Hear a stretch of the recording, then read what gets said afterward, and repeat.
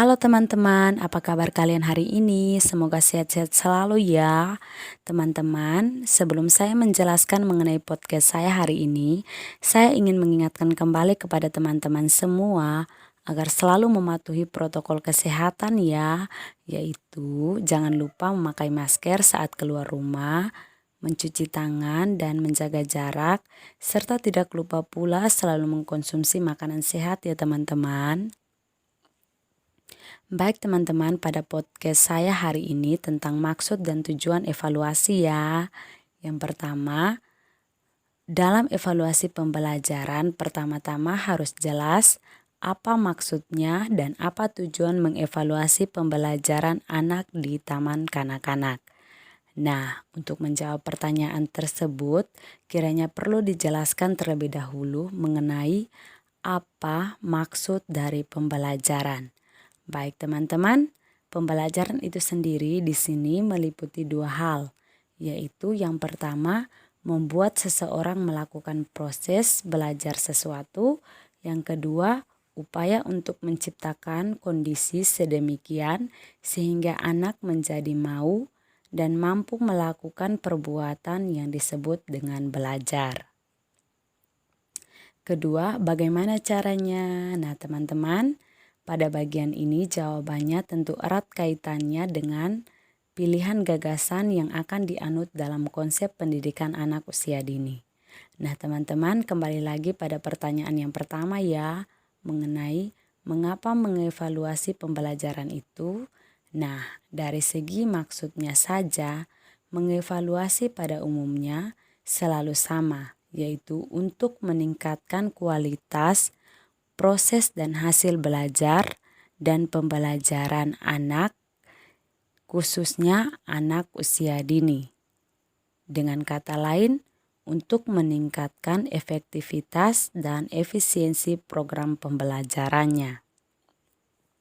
Baik teman-teman, adapun maksud lain dari mengevaluasi pembelajaran itu sendiri ialah sebagai perwujudan tanggung jawab pendidik sebagai pelaku pendidikan untuk bisa memberikan laporan kepada orang tua mengenai apa yang telah diperoleh anak selama di lembaga pendidikan taman kanak-kanak.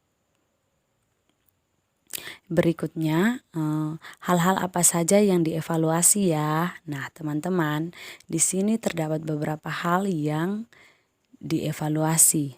Antara lain yang pertama, apakah pendidik bisa menciptakan kondisi yang kondusif sehingga anak mau dan bisa belajar dengan senang hati.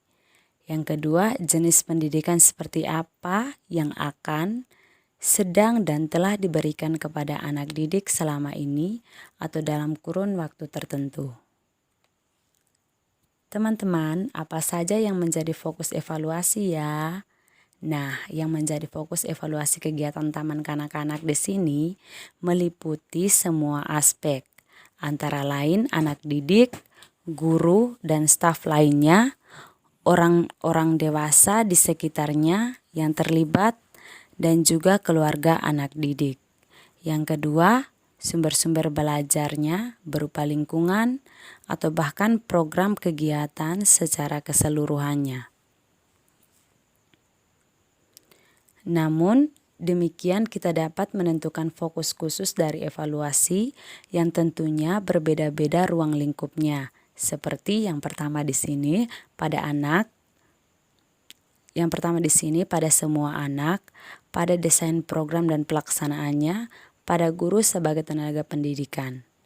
Jadi teman-teman, proses evaluasi pembelajaran akan menjadi lebih baik, lebih demokratis apabila melibatkan rekan staf pendidikan yang handal, manajemen sekolah, dan pihak orang tua. Berikutnya teman-teman, apa sih evaluasi pembelajaran pada hakikatnya dan mengevaluasi pembelajaran? Nah teman-teman, evaluasi pembelajaran pada hakikatnya adalah evaluasi proses keputusan yang diperoleh dari hasil asesmen terhadap kegiatan belajar anak didik yang dilakukan selama melalui bermain. Sedangkan mengevaluasi pembelajaran adalah salah satu ungkapan tanggung jawab moral, profesi, pendidikan yang dijadikan sebuah laporan kepada orang tua anak dan sebagai salah satu dasar upaya perbaikan peningkatan perencanaan dan pelaksanaan program pembelajaran berikutnya. Nah, di sini juga terdapat tujuan evaluasi pembelajaran, yaitu ingin mengetahui, memeriksa, dan meneliti apakah hasil dari proses pembelajaran itu telah mendekati tujuan yang telah ditetapkan sebelumnya. Baik teman-teman, mungkin ini saja yang dapat saya sampaikan mengenai podcast saya hari ini. Sampai jumpa lagi ya teman-teman. Sebelum itu jangan lupa like, komen, dan subscribe ya.